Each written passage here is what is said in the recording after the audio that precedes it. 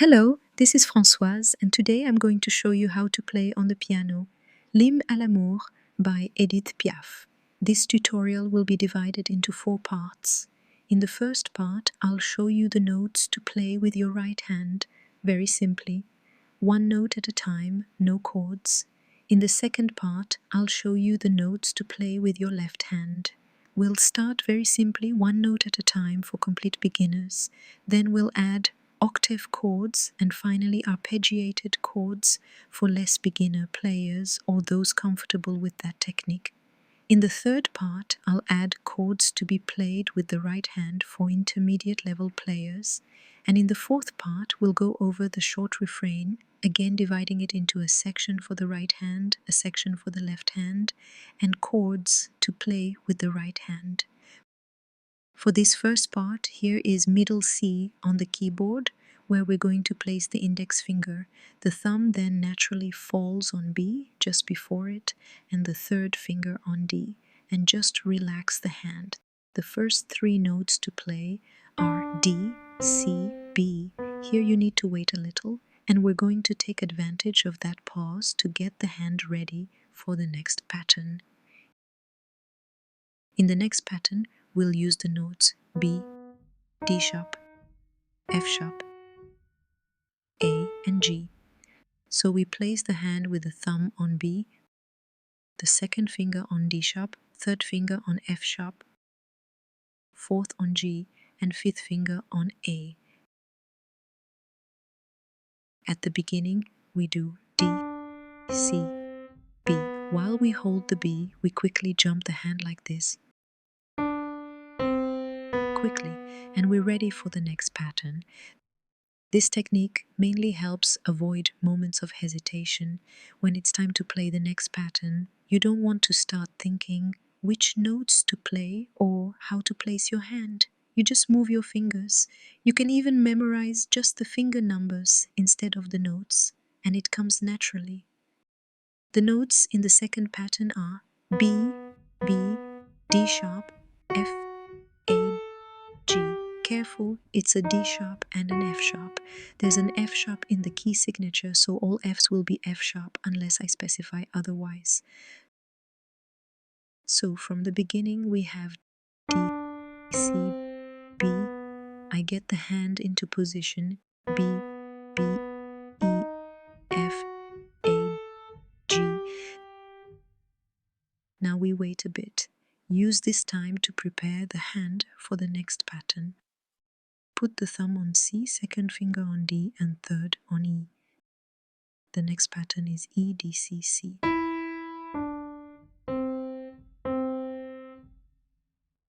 Let me show it again from the start with anticipation. D, C, B. I position my hand.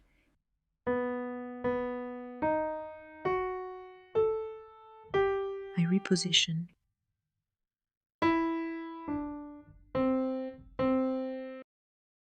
Now we have time to prepare the hand for the next pattern. The thumb is already on C, then second finger on E, third on G, fourth on A, and fifth on B. The pattern will be C, E, G, B, A. Notice in the fingering sequence, we're once again doing 1, 2, 3, 5, 4.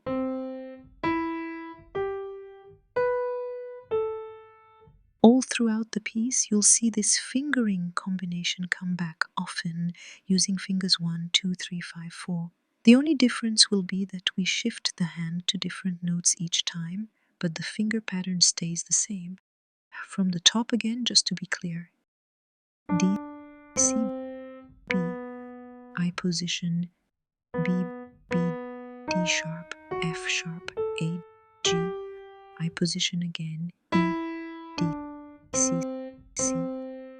I position again C, E, G, B, A. Here, I need to get into position for the next pattern. Now, the next pattern will require playing B, C, and D, but I only have one finger left. So here, I need to do a hand shift. I'm going to pick up the note again with the thumb, like this. Let me show it again slowly. picking up again from the second pattern.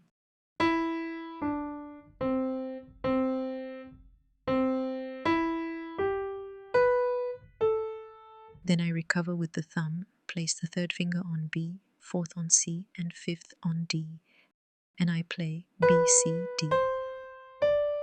While playing these three notes, I relax the hand, and the thumb naturally falls onto G, which is the next note.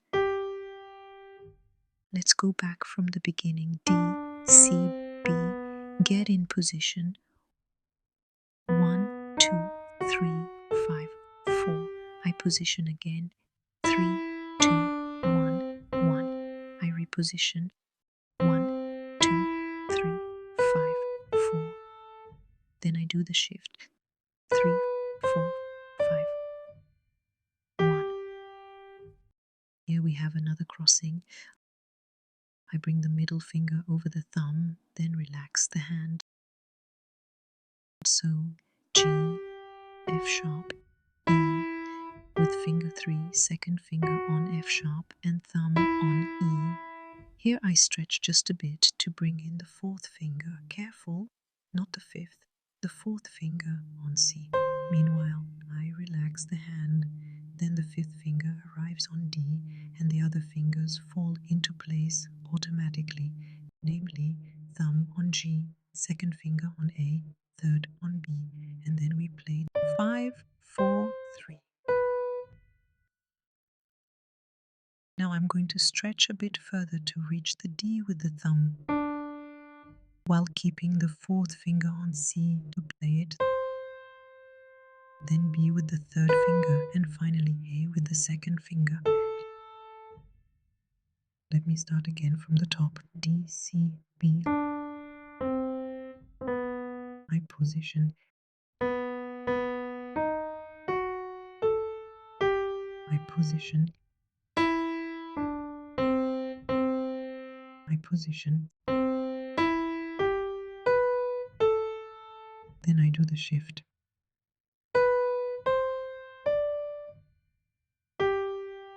Crossover. I position. Stretch.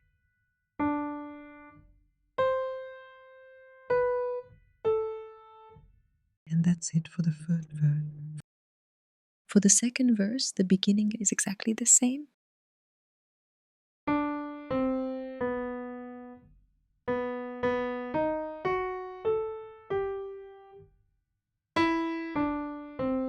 But here we don't play the second C right away. That second C connects more with the next pattern.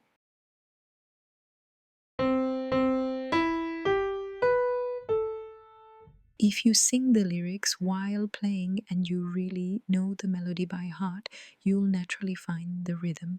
Here, the sheet music is written in a very simplified way to make it easier to read. It doesn't match exactly the phrasing of the actual song, which is much more rubato, and it even varies from one version to another or from one singer to another. We're now halfway through the second verse.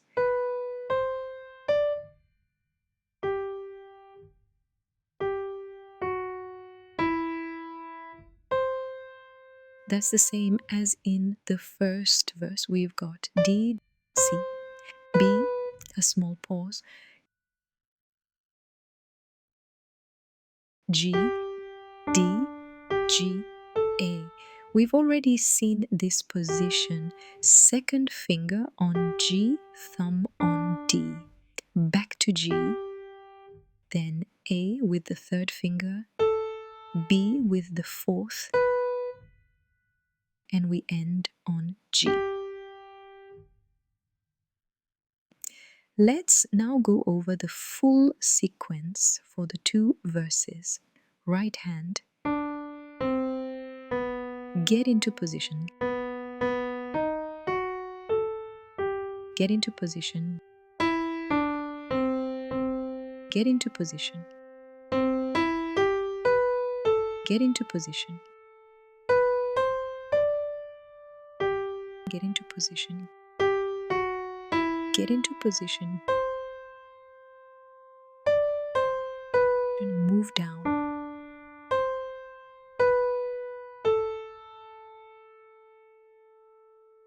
Second verse.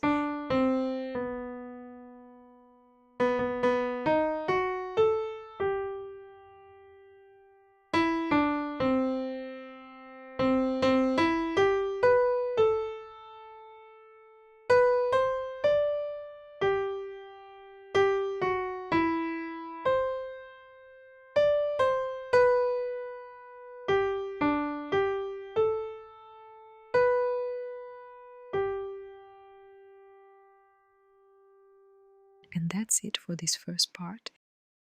As a reminder, in the next section I'll show you the notes to play with the left hand. See you soon!